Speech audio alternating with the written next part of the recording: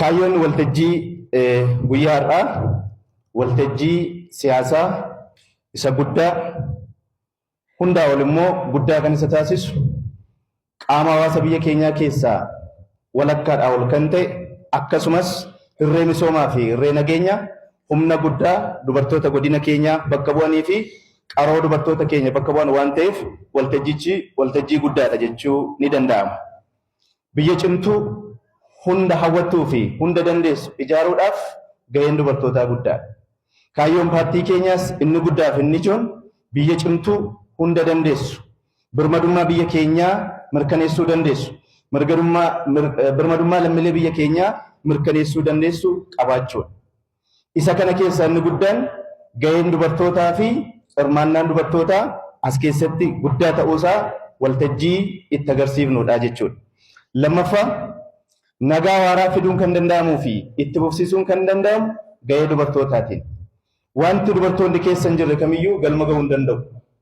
Fiixa bahiinsi isaa gaaffii jala galaa jechuudha. Kanaaf nagaan biyya keenyaa dhufaa kan jiruufis itti fufuu kan danda'uufis hirmaannaan qaama hawaasa bal'aa kan ta'e hirmaannaan dubartootaa guddaa waan ta'eef jechuudha.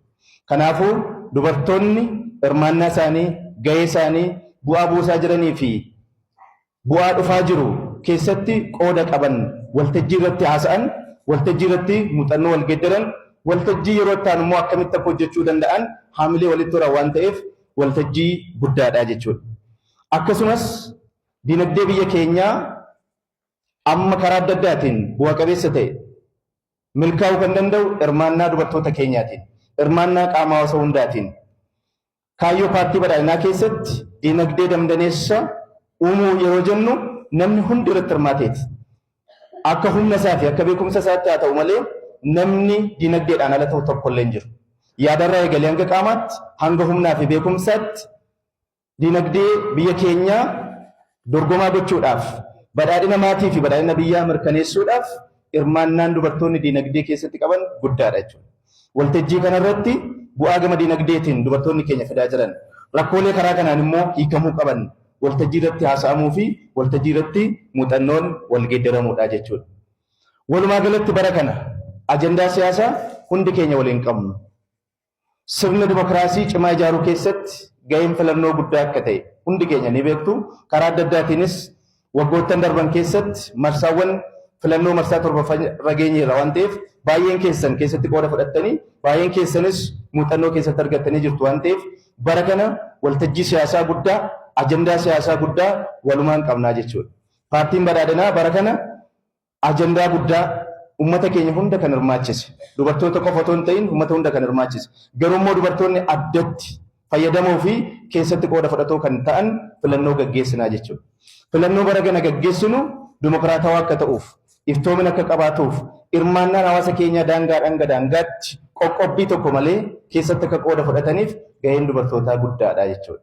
Kanaaf filannoo dimokiraatawaa gaggeessuu gaafa jennu paartiilee siyaasaa kan wal dorgoman qofa otoo hin ta'in hawaasni keenya marti kan keessatti hirmaatan jechuudha.